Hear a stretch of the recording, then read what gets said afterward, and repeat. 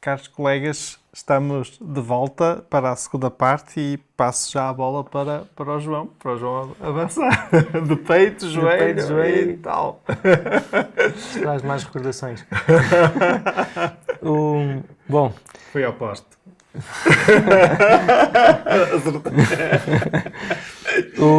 aqui mais uma situação, aqui um eczema desidrótico, veem como tem as lesões típicas do eczema desidrótico, as vesículas e as bolhas, um bocadinho já dá a resposta à colega que fazia a pergunta há pouco do eczema desidrótico, em oposição com a pustulose, veem que não tem pústulas, assim, mas sim estas vesículas e bolhas com aspecto citrino aqui já é impetiginizado, portanto aqui sobreinfectado com uma bactéria.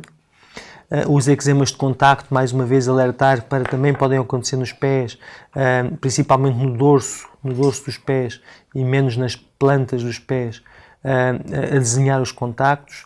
Aqui uma imagem típica do eczema desidrótico e salientar mais uma vez aquele ritmo muito característico da primavera-verão, o prurido, o doente que procura rebentar com uma agulha as bolhas para sentir alívio da sua comichão, do seu prurido, sempre muito no escavado plantar e menos nos bordos laterais, como vos mostrava nas fotografias referentes à pustulose palmoplantar.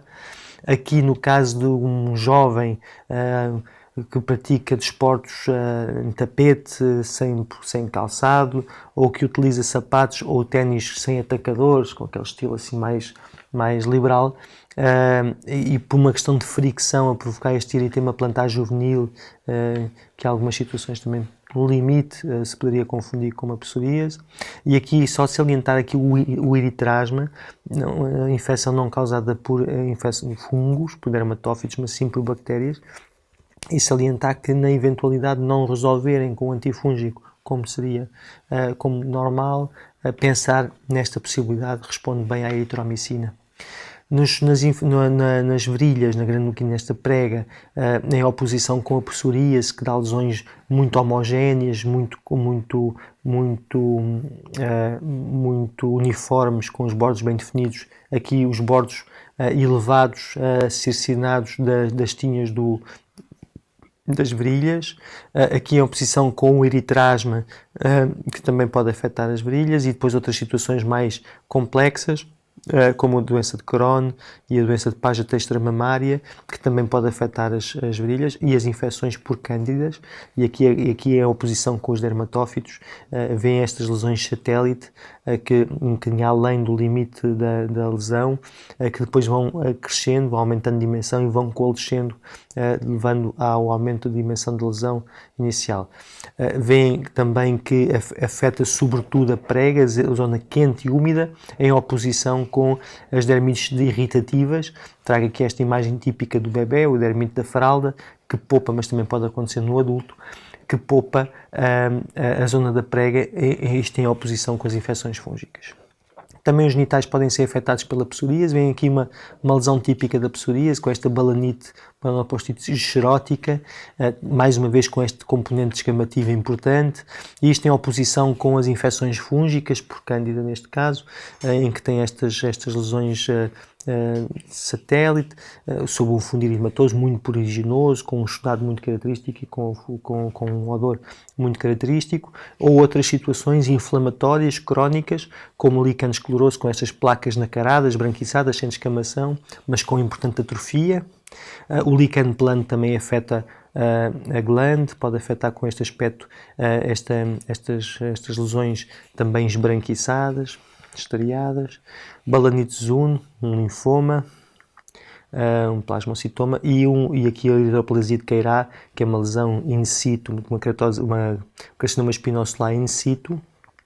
E aqui esta imagem que eu gosto muito, acho que é mesmo detalhada para esta apresentação, em que nós vemos o carcinoma espinocelular, portanto uma lesão, num doente com psoríase. Vêm as mãos, claramente este doente tem psoríase, e que tem aquela lesão, e que se uma pessoa não for cuidadoso na observação, até pode assumir que aquela lesão também é de psoríase, porque também pode afetar a glândula, e portanto aqui é o alertar para o cuidado na observação e para ter sempre presente a resposta à terapêutica é adequada, é esperada, não é, se não é, alguma coisa se passa, e aquilo que se passava, o que se passou foi precisamente um carcinoma espinocelular, já com um caráter invasivo. Também para dar resposta à nossa colega que falava das onicomicoses. Onicomicoses porque podem ser causadas não só por dermatófitos, mas também por leveduras, pela cândida. Temos aqui aquele aspecto esbranquiçado, a leuconíquia, que nos perguntavam há pouco se é característico da psoríase ou não. Claramente não é característico da psoríase. Temos aqui duas situações em que há leuconíquia, ambas causadas por infecção fúngica. A minha recomendação naturalmente é, se há dúvida, depois fazer o exame micológico. Neste caso é colher material no prato unguial, mas também muito material subunguial. A técnica é exatamente a mesma, colocar entre duas lâminas e mandar para um laboratório para fazer o exame micológico. Vemos aqui as lesões também muito típicas das infecções fúngicas, com esta onicólise, onicorrexis, esta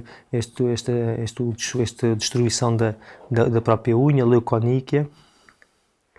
Vemos infecções bacterianas, normalmente com esta coloração mais escura, mais esverdeada, típicas das pseudomonas.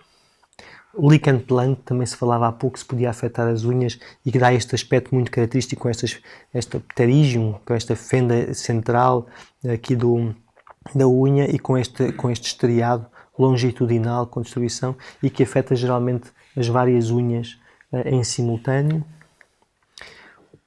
Não considerar, e aqui aproveitar um bocadinho, também devido ao nosso interesse na área do câncer da pele, não considerar que todas as alterações das unhas são causadas por fungos, e mesmo pensar além dos fungos, doenças inflamatórias, pensar também que podem haver neoplasias, e aqui neste caso é uma doença de Bowman, um carcinoma espinocelular in situ, que pode estar presente. E mais uma vez, a não resposta à terapêutica de forma como estava esperado, pensar noutras situações.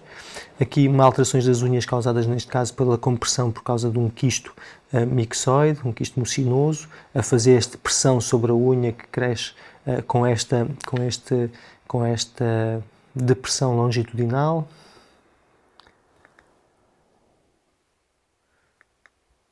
E aqui umas questões, antes de nós partirmos para a última etapa da nossa apresentação. Muito bem, então eu vou partilhar a pergunta para os colegas responderem.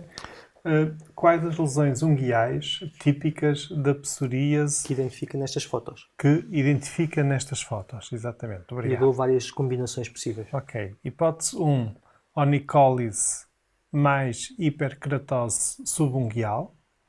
Hipótese 2, estrias hemorrágicas e hiperkeratose subunguial.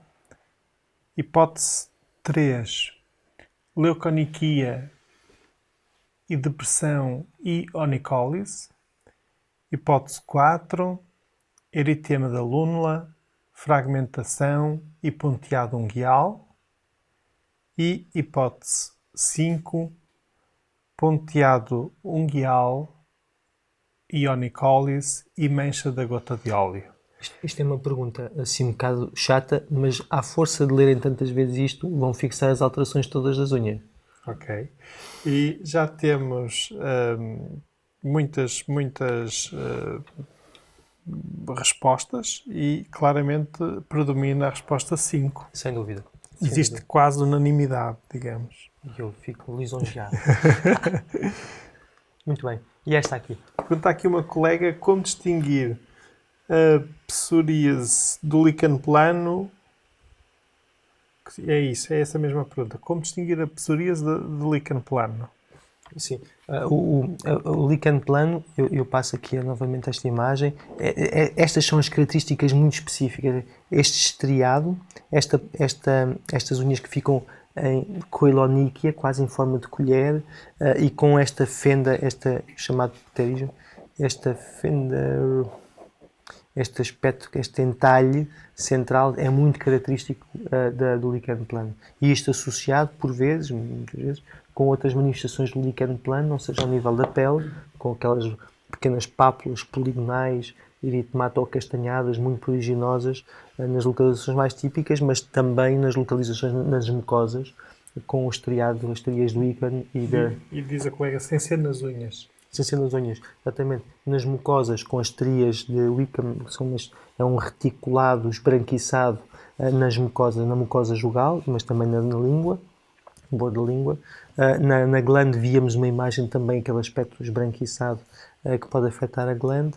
E na pele, as tais lesões poligonais, pápulas poligonais, esse eritema acastanhado muito pruriginoso, muito nos pulsos, nos antebraços, também por vezes nas áreas de extensão, e que que nos dão essa indicação. Por vezes também no couro cabeludo, dando origem a alopécias cicatriciais. Muito bem. E, entretanto, os colegas também já estão a olhar para o slide da próxima pergunta que nós queríamos partilhar convosco. Temos sempre algum delay, por isso temos que dar aqui um bocadinho de tempo para eles, para as respostas chegarem.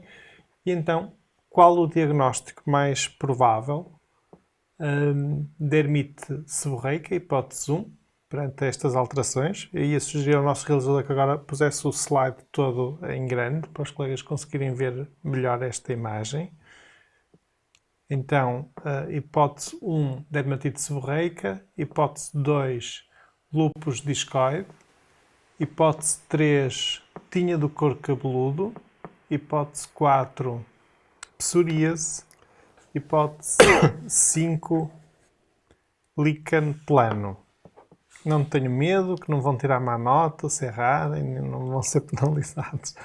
Mas já temos algumas respostas e predomina a resposta 4, psoríase. Sendo, mais uma vez, realçar aqui as lesões que são bem definidas, com este eritema, com esta descamação, que não dão origem, por exemplo, à alopécia cicatricial, como é o caso do lúpus discoide. Portanto, não há perda, salvo exceções em que há uma chamada, são psoríases paradoxais, em que há destruição do folículo em profundidade, mas aqui por norma não existe essa perda do folículo. A dermite seborreica que não ultrapassa os limites por norma, a tinha do couro cabeludo que não é habitual neste escalão etário, e o líquen plano que dá origem às alopécias cicatriciais, coisa que também não se observa aqui. Muito bem. Aqui uma colega a perguntar se é frequente a psoríase vulvar. Pode ocorrer, à semelhança do que acontece no homem. Eu mostrei algumas imagens sobretudo dos genitais masculinos, mas também pode ocorrer na mulher. Umas vezes pela localização em si, no contexto de uma psoríase inversa, mas também não raro na sequência de irritação provocada por algo, não só de produtos de higiene, mas também com dispensa higiênicos, etc., roupa interior, que possa provocar irritação e desencadear. E aí também um componente prurido, em que o próprio indivíduo pode, nesse caso a senhora, pode perpetuar as lesões, traumatizando e dando origem a um fenómeno isomorfo de Koebner. Ok. Podemos passar agora então à pergunta seguinte. Quais as lesões preditivas de psoríase artropática? Hipótese 1, psoríase do couro cabeludo.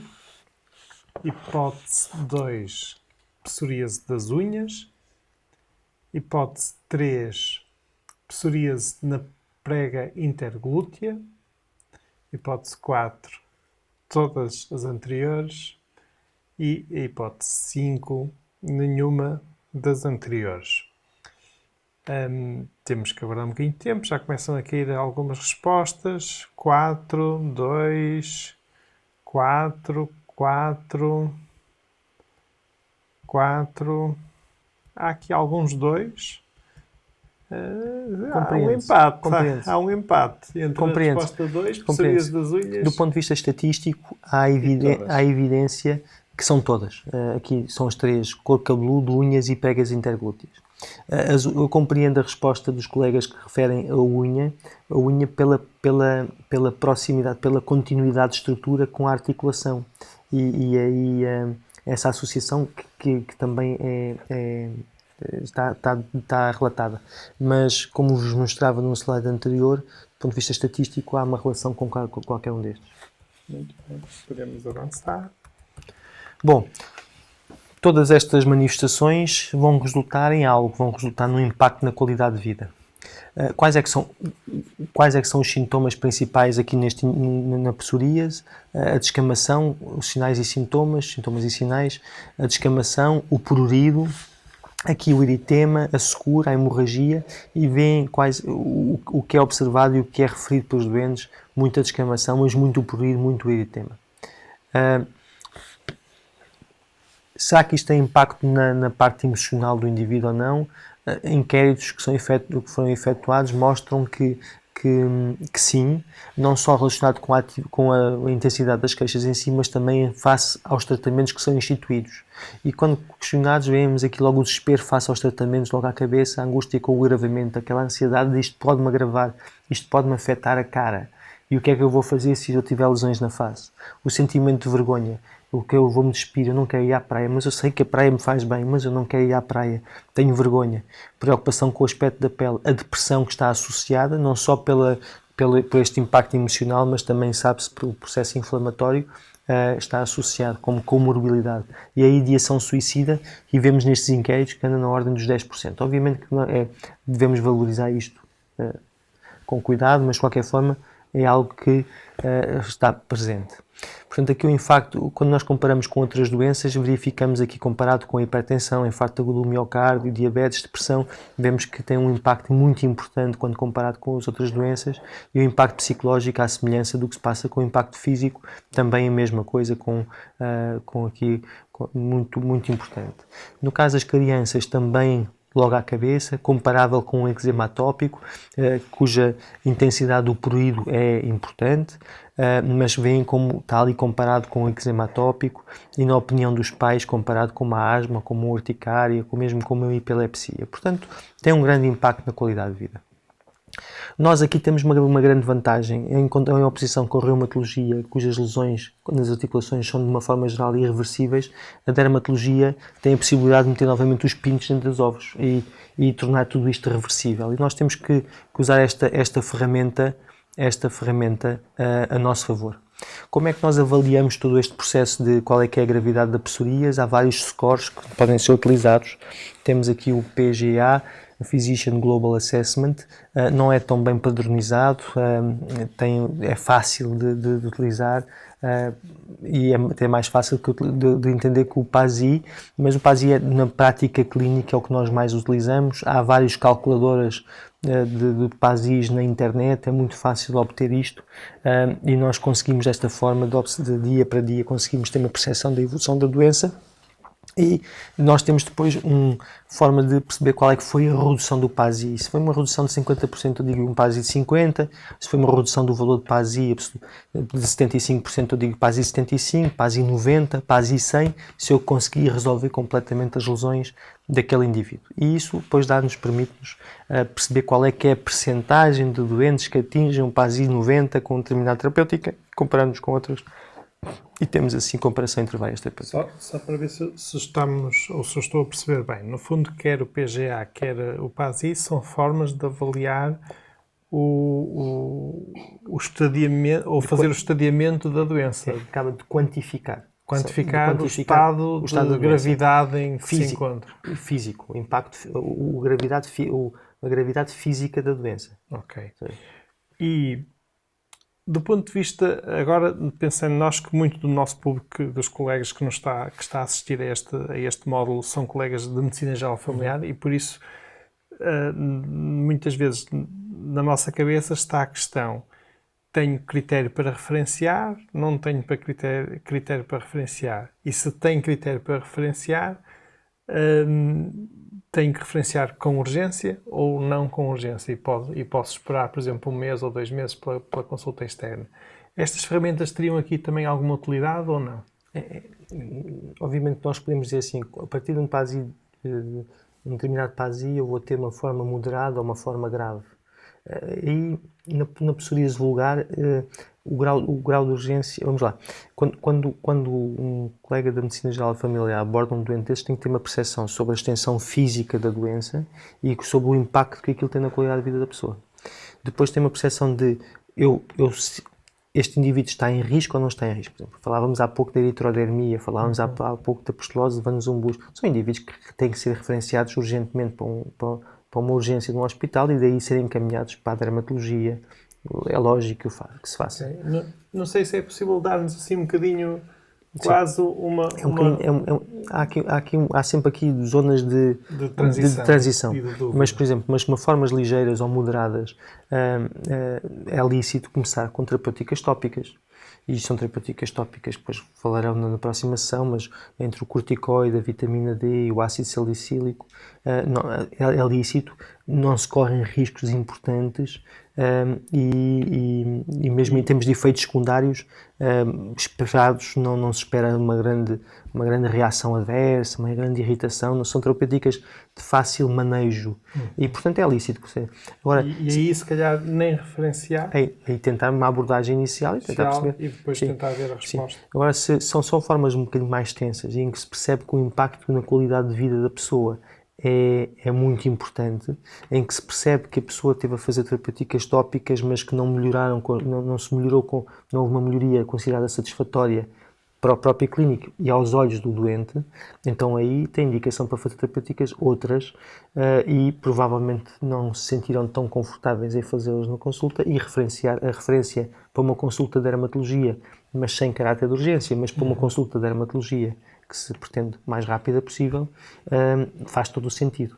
E depois de acertar o passo, haver já o seguimento já partilhado, também faz todo o sentido, porque a partir do momento em que uma pessoa percebe que é aquele fármaco e que a coisa está muito equilibradinha, pronto, e começa-se a folgar um bocadinho, e depois aí reagir de acordo com mudanças no comportamento da doença, ou perdas ou complicações das terapêuticas instituídas. Portanto, há ali uma primeira abordagem com as terapêuticas tópicas, não funciona, não é suficiente, avançamos para as sistémicas, provavelmente ele vai voltar, de formas mais graves, naturalmente, uma consulta mais urgente. Eu penso que resumo... Muito obrigado e muito útil. Obrigado.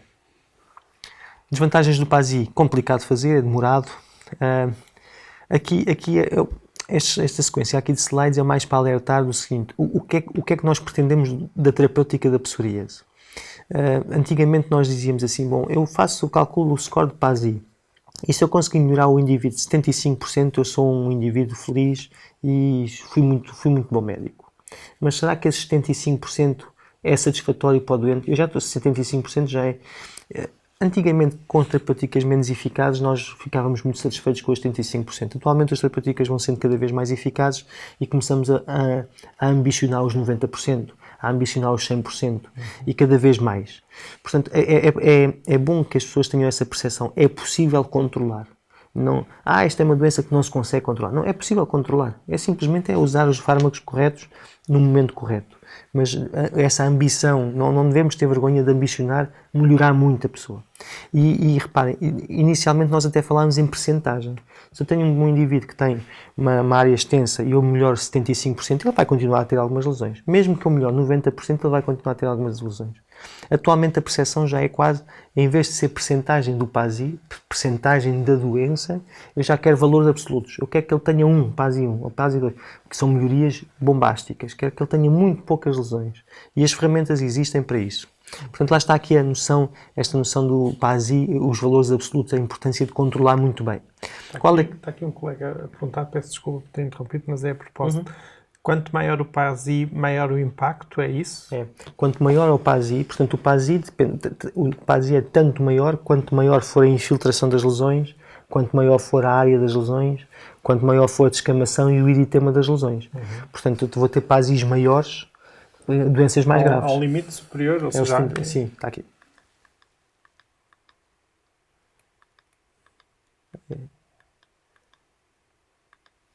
Portanto, eu tenho aqui, eu depois vou fazendo este somatório e é 72. Portanto, o limite superior, se eu fizer tudo no máximo, vai-me dar esse valor. Portanto, e eu vou ter aqui acima de 12, 10, 12, eu vou ter situações moderadas a graves. E, portanto, eu vou quantificar assim o PASI. E quando fala em diminuir 50%, é reduzir, por exemplo, estava no princípio em 60, passou para 30. Exatamente. E eu melhorei, mas se eu tinha um indivíduo com 60, é um indivíduo que tinha muitas lesões, mas já tinha um indivíduo com 20. Eu tinha um indivíduo com muitas lesões, mas eu passo para metade, mas ele continua com muitas lesões. Ele continua com muitas lesões. Mas mesmo que eu passe para é nesse 75... sentido que agora começa-se a privilegiar o valor absoluto. Mas aqui eu acho que para nós que estamos aqui a falar e para vós que estão aí em casa, provavelmente não é tão importante aqui qual é que é o valor, mas é ter a percepção que é possível atingir melhorias muito importantes. Não há que ficar com aquela coisa do meio, mas ponha lá o creminho que isso vai andando, aquela meteorologista, aquela atitude assim. Não, é possível melhorar. É possível melhorar. Okay. E portanto, qual é que é o nosso objetivo? Provavelmente o nosso objetivo é limpar. Como é que nós fazemos isto? Nós temos formas ligeiras, formas mais graves, usamos os tais terapêuticas, sejam tópicas ou sistémicas, falávamos das tópicas nas formas mais moderadas como primeira abordagem. Melhoramos, não melhoramos, se melhoramos, encantado mantemos, se não melhorarmos, vamos continuar a escalada terapêutica. É sem dúvida nenhuma uma doença que está associada à estigmatização, níveis elevados de estigmatização quando comparados com outras doenças, associação entre a gravidade da doença e esse impacto que é quantificado por inquéritos como inquéritos de qualidade de vida, rejeição, estigmatização, áreas laborais, apoio psiquiátrico, alcoolismo, perturbações psiquiátricas, sentimentos de recusa, de autoestima, de rejeição, omissão. Portanto, tudo isto pode estar presente em doentes com psoríase. Indivíduos que começam com psoríase mais cedo, claro que acabam por ter mais impacto na sua vida e às vezes uma pessoa até pode utilizar um inquérito e que até também vamos tendo cada vez mais essa percepção. Nós podemos quantificar o impacto que aquela psoríase está a ter naquele momento no indivíduo e fazer-lhe uma sequência de perguntas referentes às últimas semana, 15 dias, mas uma pessoa às vezes esquece é que aquele indivíduo, quando era adolescente e já tinha psoríase, mudou de vida, ou mudou de namorado, ou não decidiu não ir para ali, ou não fazer aquilo, e que condicionou todo o curso da doença. E, portanto, isso também tem que ser tido em consideração. E vemos aqui como o impacto na psoríase nas grandes decisões da vida, perguntando a doentes com psoríase, e vemos aqui como na própria escolha da carreira, no trabalho, nas relações, na educação, no sair do país e procurar emprego fora, ter crianças, como tudo isto vai impactar com a doença. E, portanto, há aqui um conjunto da parte da estigmatização, as comorbilidades psicológica, o suporte social, famílias, na família, amigos, colegas, a capacidade do indivíduo de lidar com tudo isto e o impacto depois das comorbilidades da própria doença, tudo isto vai juntar e o equilíbrio vai ser a favor ou contra, não é? Vai ser mais impactante ou menos impactante. Fazia essa pergunta há pouco de quanto mais o PASI, mais impacto, e vemos aqui nestes dados de 2014 que a relação é linear. Eu, à medida que vou aumentando aqui o PASI, eu vou aumentando também o impacto que tem na qualidade de vida. Já encontramos e já partilhamos aqui uma calculadora e os colegas aí já fazem mais noção, digamos, Sim. de como funciona esta calculadora do PASI. O que é que nós procuramos aqui? Nós percebemos que para atingir uma melhoria da qualidade de vida significativa do indivíduo, eu preciso melhorar muito o indivíduo. Ou seja, se eu lhe melhorar 50%, melhora um bocadinho a qualidade de vida. Mas se eu melhorar 75%, eu melhoro também a qualidade de vida, mas relativamente aos 50% não foi muito. Eu começo a melhorar muito a qualidade de vida é quando eu melhoro realmente muito, vou aos 90, vou aos 100. E aí é a mensagem que eu queria passar. Depois, uma intervenção mais agressiva melhora o grau de satisfação dos doentes. E aqui está evidente que terapêuticas como, por exemplo, com os biológicos, terapêuticas sistémicas, são mais eficazes, têm menos efeitos secundários e têm uma posologia muito mais confortável, estão associada a uma satisfação, um grau de satisfação muito mais importante por parte dos doentes. Bom, isto é linear, mas nós temos que ter atenção ao seguinte: o doente que melhora com uma terapêutica, mesmo que sistémica, ele melhora muito, ele melhora a qualidade de vida, ele vê-se melhor, ele chega a um ponto em que diz, eu já me esqueci que tinha psoríase. Mas esse doente, quando tem uma recaída, ou porque há necessidade de interromper a terapêutica, ou porque perdeu a eficácia, ele vai lidar muito pior com esse agravamento do que lidava antes. Ou seja, ele estava neste ponto aqui, estava muito mal. Ele vem aqui abaixo e fica muito bem. Ele tem uma recaída aqui e vai só. Ele não voltou ao mal que estava. mas ele vai proporcionalmente, ele vai reagir muito mal àquele pequeno aumento. E isso é preciso, quando nós lidamos com estes doentes, é preciso ter isso em consideração. Portanto, a recaída tem um profundo impacto na qualidade de vida, mesmo que mínima. A pessoa tem a percepção, eu vou voltar ao mesmo. Isto vai-me voltar a acontecer, já me tinha esquecido que isto aqui existia. E, portanto, há que também acompanhar esse doente e trabalhá-lo. Diferença entre a perspectiva do doente e do médico, a relação, o que é que o doente vê e o que é que o médico vê. O que é que está na cabeça dos nossos doentes quando eles estão do outro lado da secretária. O que é engraçado, uma pessoa muitas vezes não se pergunta, mas o que é que... qual é a percentagem dos meus doentes que foram à internet antes de me foram à internet procurar respostas a esta doença? E a pessoa nem se apercebe que a esmagadora maioria já andou na internet a fazer e está a confrontar as nossas indicações, mesmo que não seja referido durante o ato da consulta. E aqui, o que é que o doente está a pensar do outro lado? Foram efetuados vários estudos e percebe-se que há uma grande discrepância. O que é que os dermatologistas consideram, por exemplo, pontos simples como este, o que é que os dermatologistas consideram ligeiro, os doentes consideram grave? Por exemplo, uma psoríase, reparem, uma psoríase ligeira, aos olhos do dermatologista, com PASI muito baixo, 25% destes doentes consideram que aquilo é muito grave. E aqui, se pensarmos numa moderada, andamos já lá nos 40%. Ou seja, estes 25%, se nós lhes aconselharmos um creme hidratante e um creminho, um simples besnaguinha de creme, estes 25% vão ficar completamente desolados connosco. Aquilo não é satisfatório. Quem é que tem mais esta percepção? Quem é que tem mais esta dificuldade, esta dissociação? São pessoas com uma psoríase mais graves, naturalmente, mas também muito jovens. E estes dados mostram que os jovens, o seu impacto que têm, aquelas pequenas variações que têm nos sintomas, na emoção, na própria função, são os jovens que lidam menos bem com isto e, portanto, devem ser acompanhados com uma atenção especial.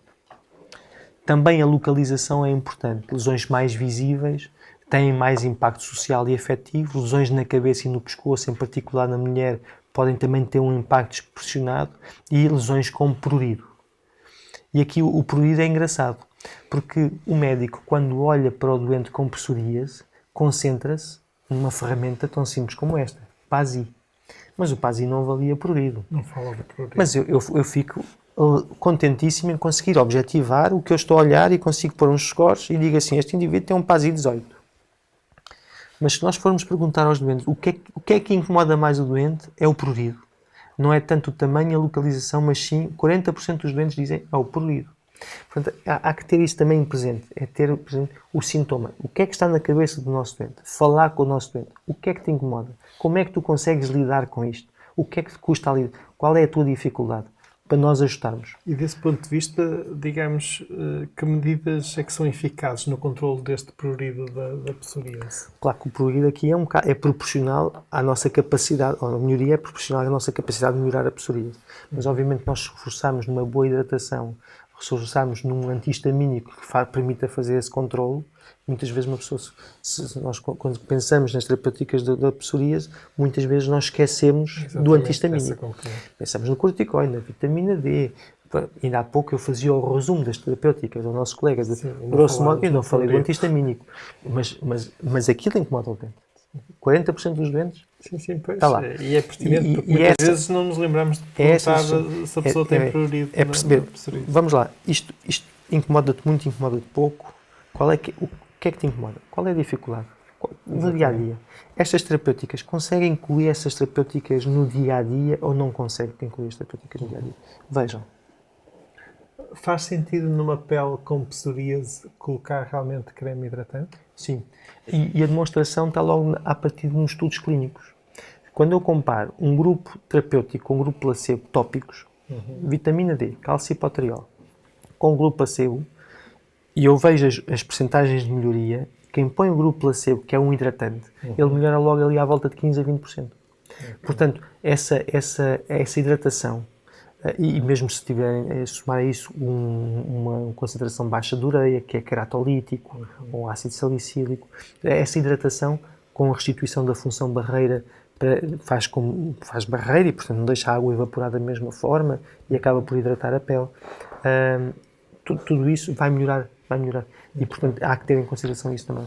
Do ponto de vista prático, porque são dúvidas que depois no terreno surgem muitas vezes e os doentes perguntam, como é que conciliamos o tratamento hidratante da pele, tópico, com, por exemplo, o tratamento tópico da psoríase? O tratamento tópico da psoríase, por norma, é aplicado uma vez por dia.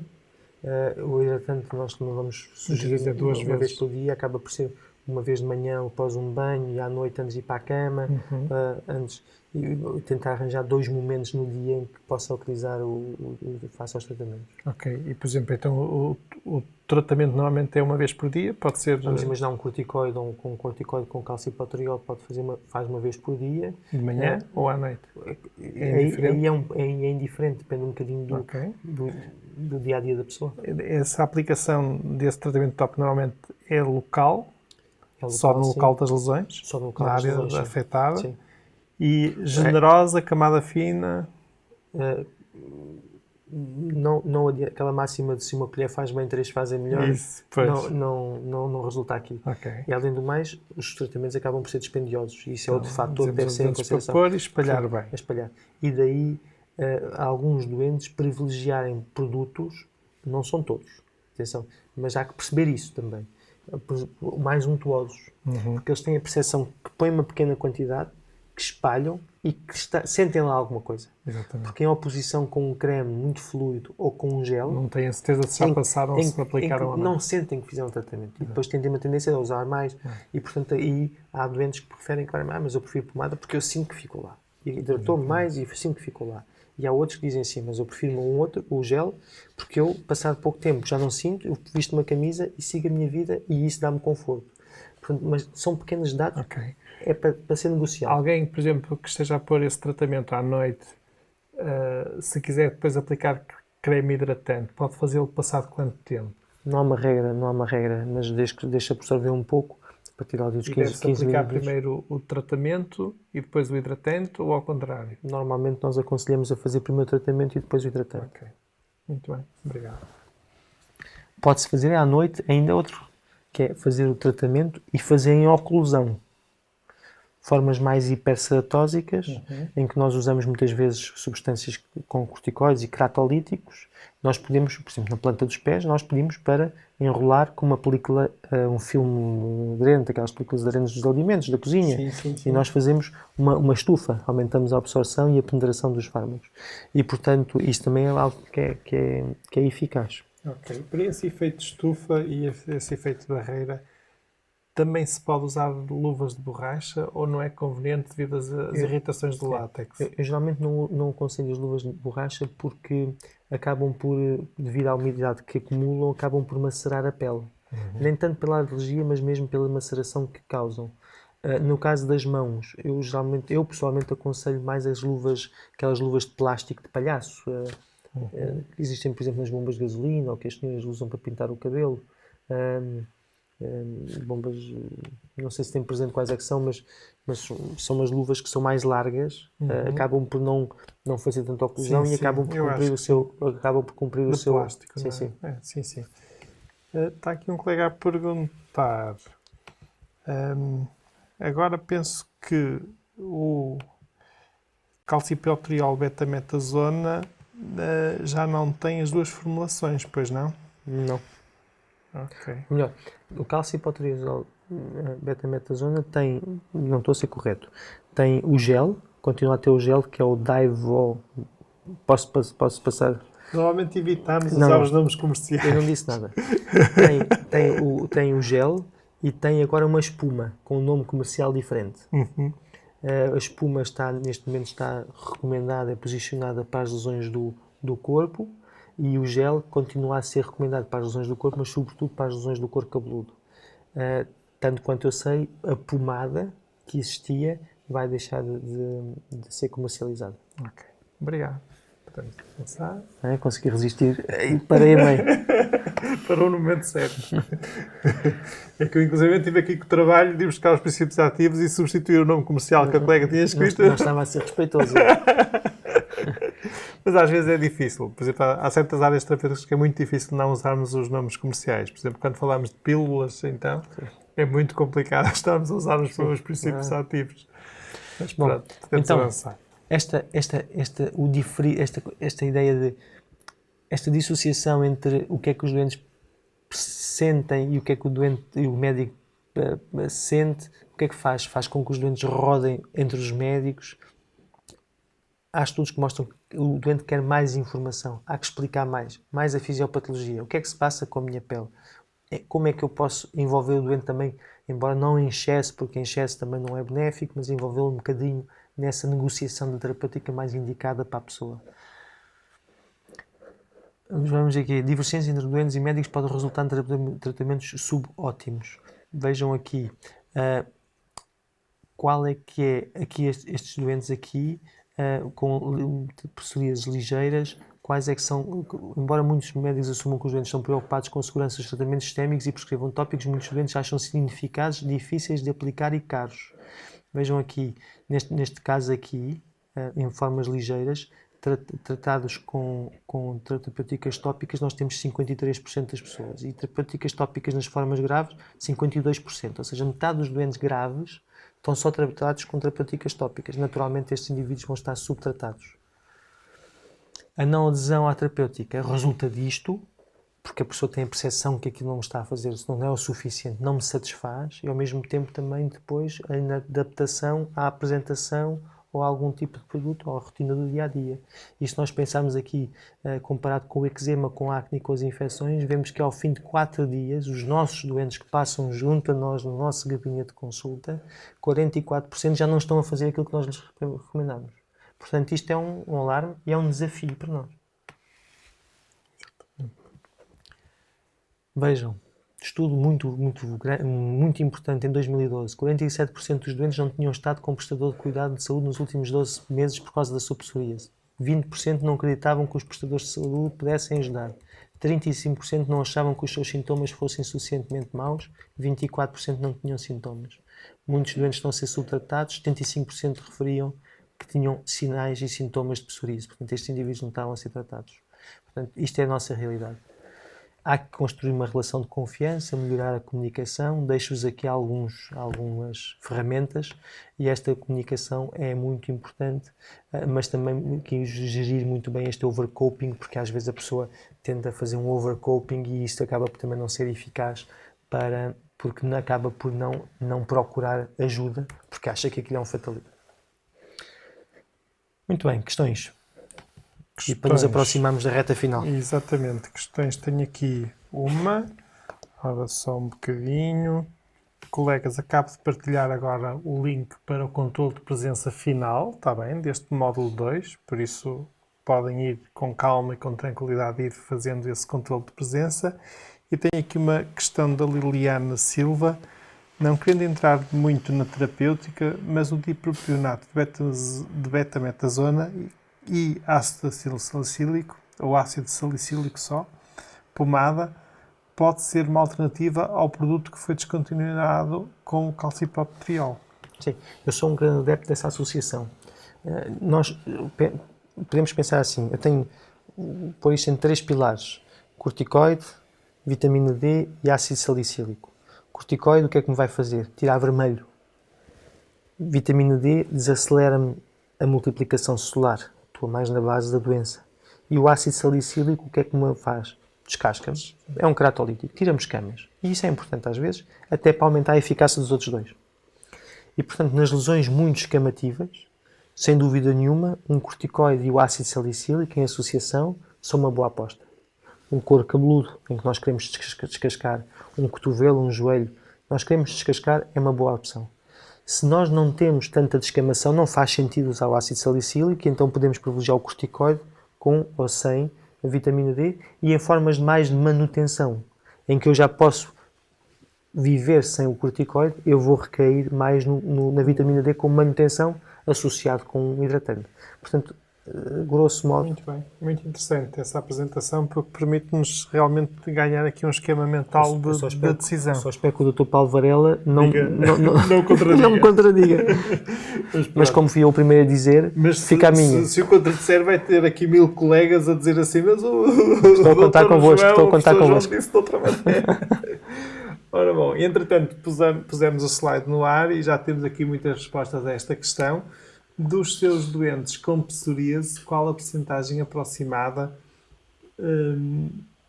que não cumpre a medicação tópica proposta ao fim de 4 semanas? Quais é que são os nossos... Porcentagem Ok, e os colegas responderam 3, unanimemente. são os 50%. É esse o nosso desafio. É atuar nesses 50%. Ok. Muito bem. Neste momento não tenho mais perguntas. Não sei se tem mais algum slide para apresentar ou... Tenho só mais uns quantos slides, só mesmo eu gostava de passar. Ok. Ainda temos aqui mais algumas perguntas, não é? Também Sim. a seguir. Muito bem. Então, agora vamos passar à pergunta seguinte. Entretanto, eu tenho que gerir aqui. Ok. Muito bem. Tem aqui um comentário engraçado de uma colega, da Diana Soares. Podia ser tudo assim. Explicado assim até parece fácil. Muito bem. Vamos então a esta pergunta. Dos seus doentes com psoríase, qual Não, a já está. percentagem... Já fizemos. Temos que passar para o slide seguinte. Sim, desculpa. Isso, não tem mal. Este já está. Este. Para os seus doentes com psoríase, qual o fator mais importante que contribui para a gravidade da psoríase? Hipótese 1, a extensão. Hipótese 2, localização. 3, prurido. 4, descamação. E 5, edema. Portanto, para os seus doentes com psoríase, destes fatores, qual o mais importante que contribui para a gravidade da psoríase? E já temos algumas respostas e também as respostas predominantes são a resposta 3, prurido. Sim. Obviamente que a extensão e a localização são muito importantes. Dou 2 exemplos. Um empregado de um restaurante de luxo, dito de luxo, que tem uma lesão no dorso da mão com 2 cm de diâmetro, aquela lesão deixa o emprego. Um agricultor reformado, viúvo, que vive a tomar conta do seu quintal, depois pode ter muitas lesões, provavelmente não está assim tão incomodado. Portanto, a extensão e a localização são também importantes. Mas à luz dos tratamentos, e aqui... Depende, se ele quiser casar outra vez. Nunca se sabe. Disse que era viúvo. mas nós aqui também brincamos um bocadinho com as coisas. Sim, acho certo. E não, todo esse envolvimento familiar é importante também para estes momentos, porque é a ajuda que tem. Mas salientar este detalhe era mais para, não é desvalorizar a extensão nem a localização, mas é reforçar a importância do prurido no nosso dia-a-dia quando tratamos com os dentes. Muito bem. A seguir, então, temos ainda um bocadinho sobre as comorbilidades. Sim, as comorbilidades, e vou tentar ser rápido. Nós temos esta doença, eu vou partir aqui, este slide.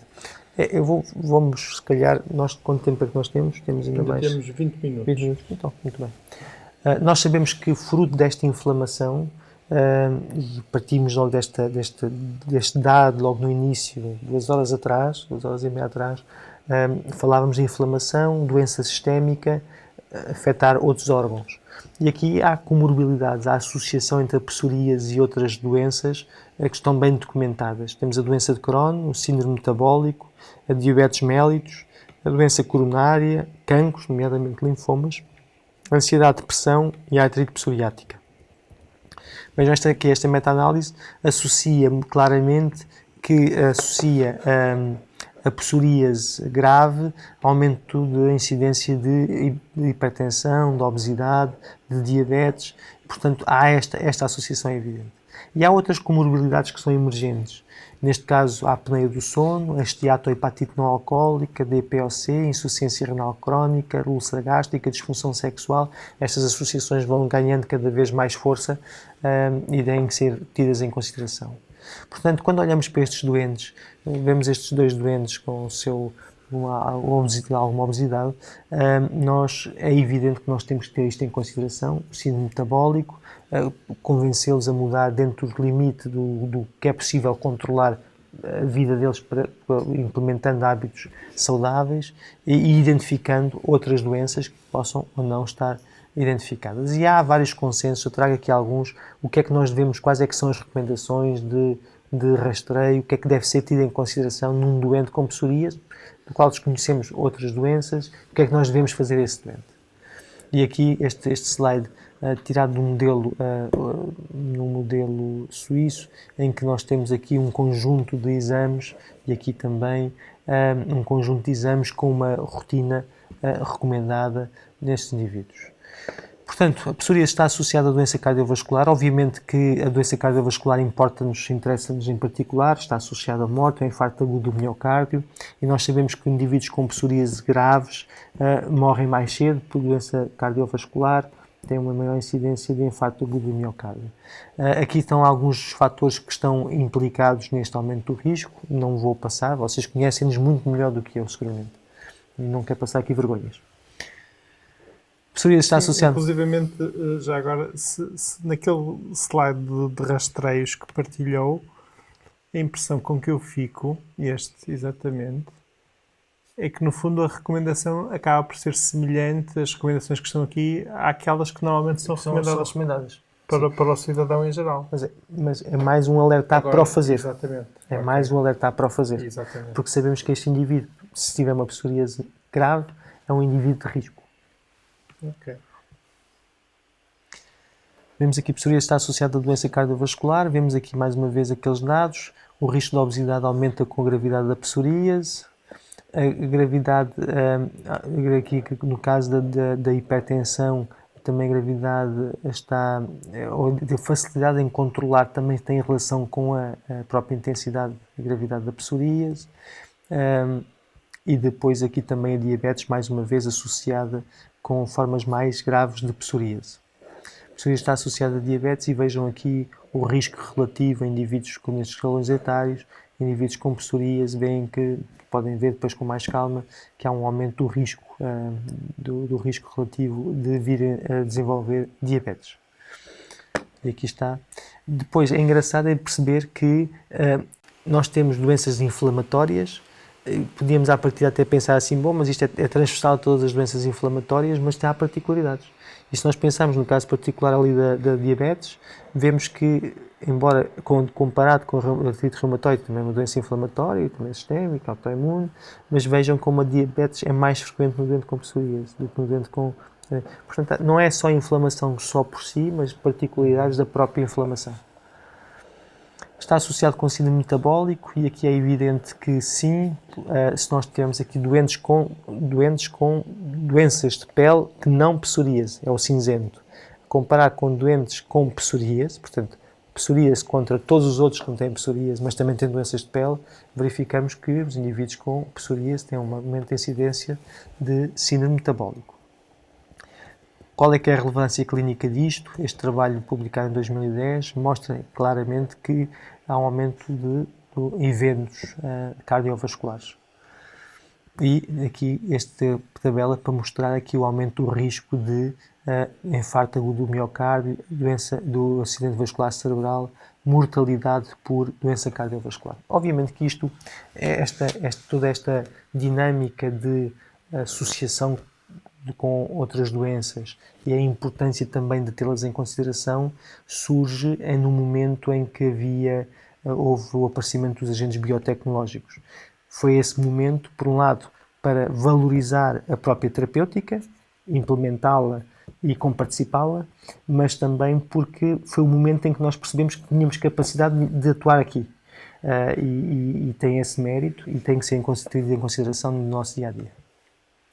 Quais é que são os mecanismos fisiopatológicos? Eu não me vou alongar aqui, porque eu penso que seria um bocadinho maçador, mas mais uma vez, em todo este processo, temos a inflamação como charneira, temos a resistência periférica à insulina, a dislipidemia com as lipoproteínas dismórficas, temos a angiogênese com fatores de crescimento que surgem na sequência da inflamação, o stress oxidativo, como sempre presente em todos estes processos, nomeadamente na doença aterosclerótica, e daí a importância de beber um copo de vinho rico em flavonoides todos os dias à refeição, o famoso paradoxo francês, desde que seja de boa qualidade, e a disfunção endotelial.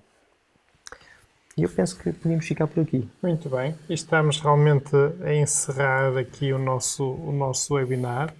Eu neste momento não tenho nenhuma pergunta pendente. Aliás, tenho uma do Francisco. Portanto, aquela explicação da questão do salicilato, do corticoide ou da vitamina D foi realmente muito útil, mas o Francisco teve a infelicidade, na altura, a transmissão ter estado um bocadinho aos soluços e então não conseguiu apanhar tudo. E ele pedia se seria possível explicar novamente. Vou tentar. Vou tentar. Não, mas o corticoide, a vitamina D e o ácido salicílico corticoide, como eu vos disse, é mais o vermelho. O eritema, não é? O mecanismo de ação, é um mecanismo anti-inflamatório, mas sobretudo é vasoconstritor também. E daí é que nós percebemos até a potência, quando nós falamos, a potência do corticoide. A potência do corticoide avalia-se pela capacidade de vasoconstrição do próprio corticoide. Portanto, aí é o eritema. Depois temos a vitamina D, que é mais estabilização da lesão, da multiplicação celular, dos queratinócitos, e depois temos o ácido salicílico, que é meramente queratolítico, é só para descascar, para tirar a camada superficial da epiderme. E, portanto, se tivermos uma lesão exuberante, com muito eritema, com muita descamação, privilegiar numa fase inicial esta associação entre o corticoide e o ácido salicílico. Se temos uma lesão já com muito eritematosa, mas com menos descamação ou nenhuma descamação, privilegiar o corticoide, unicamente o corticoide ou o corticoide com vitamina D. Se temos uma lesão, uma fase já muito residual, em que já não precisamos do corticoide, aí podemos privilegiar só a vitamina D, cujo não tem grandes efeitos secundários. Ter atenção que não se deve nunca associar a vitamina D com ácido salicílico, porque provoca uma reação irritativa na pele muito importante e, portanto, não é recomendável. Ok, muito bem. Estamos mesmo no final. Ainda caiu aqui mais uma pergunta da Helena Barbosa. A depressão e isolamento social nestes doentes não podem também contribuir para estilos de vida menos saudáveis e, por isso, maior risco de doença cardiovascular, maus hábitos alimentares, sedentarismo, etc.? Sim, eu penso que é um ciclo vicioso que se cria. Eu acho que a observação está corretíssima. Aqui podemos ver a depressão como uma consequência da psoríase em si, mas cada vez mais percebe que também há um mecanismo fisiopatológico comum às duas e excluídos esses fatores que possam interferir na conclusão, verifica-se que há ali uma ligação mecanística entre as duas doenças. Ok.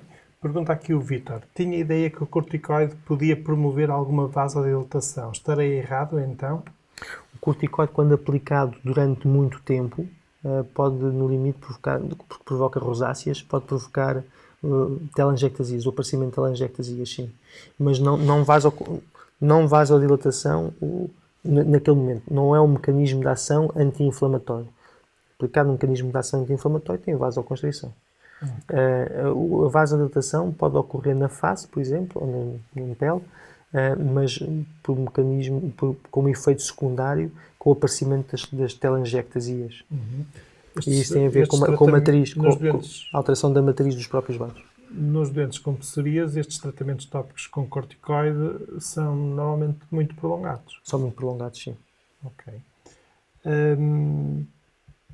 Por exemplo, aí não há efeitos adversos sim. Se uma pessoa aplicar o corticoide durante muito tempo numa determinada área, por exemplo, uma perna, uma lesão, é comum, qualquer um de nós, na nossa prática, provavelmente já viu, por exemplo, aparecer um halo esbranquiçado em redor da lesão, em que o corticoide vai despigmentando a pele ali à volta, ou então pessoas com mais idade, que, fruto da aplicação crónica do corticoide, acabam por começar a ter a pele muito fina, muito frágil, que à mínima pancada faz uma ferida e que começam a aparecer precocemente com a púrpura senil de Batman, com aquelas lesões equimóticas, purpúricas, quase espontâneas, nas áreas de maior fragilidade. Portanto, aí eu ter dito também é um bocado que a dada altura depois muda só para a vitamina D. Tenta-se mandar para a vitamina D ou para a hidratação, sim. Okay.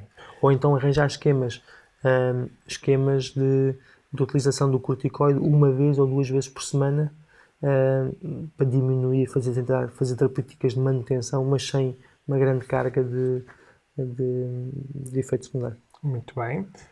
Colegas, por favor, não se esqueçam de fazer o controle de presença final deste módulo, está bem?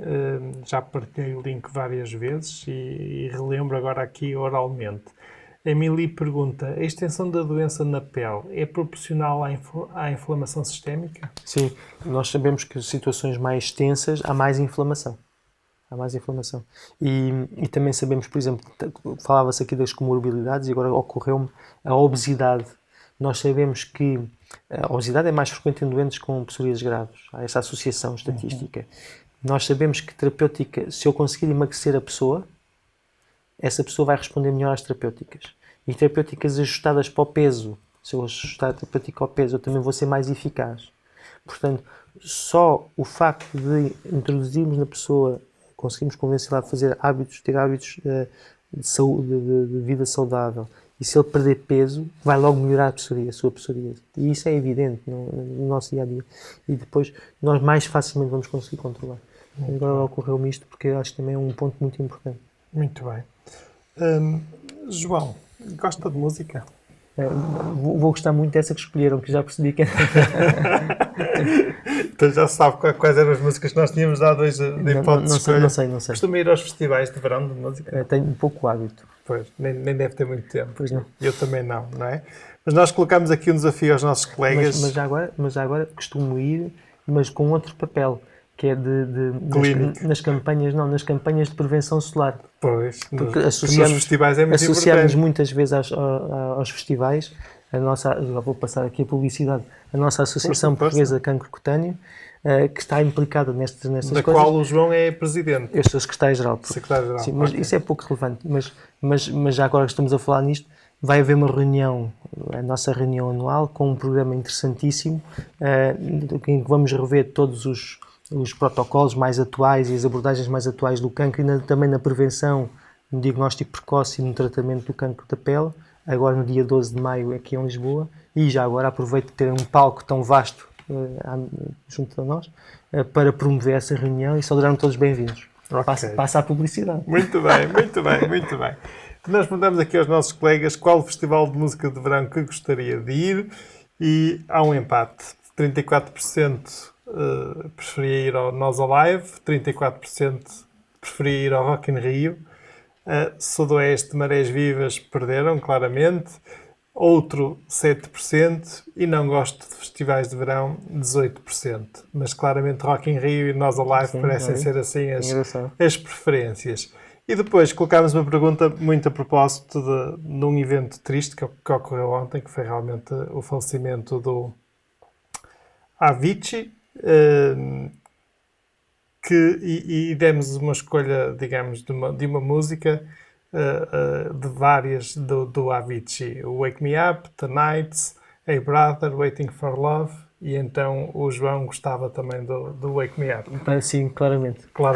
Ok, muito bem. Colegas, partilho ainda com o João que os colegas têm estado aqui a partilhar imensas mensagens de agradecimento.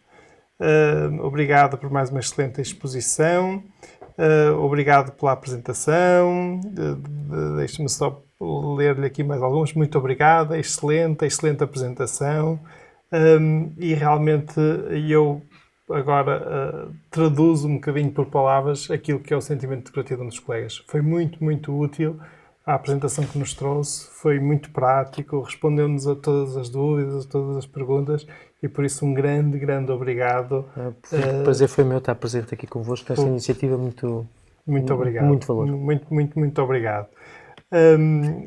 Aqui uma colega faz-me uma pergunta a mim, como funciona a questão do TPC, onde posso obter informação. É o primeiro módulo que frequento. Catarina, é assim, associada a cada um dos nossos cursos, existe aí uma área no DrShare que se chama InfoShare e dispomos então para cada um dos nossos cursos um canal InfoShare. É nesse canal que no prazo de 1 ou 2 semanas nós colocaremos os slides e o vídeo deste módulo de hoje. E também é aí que encontrará depois o link para fazer o TPC.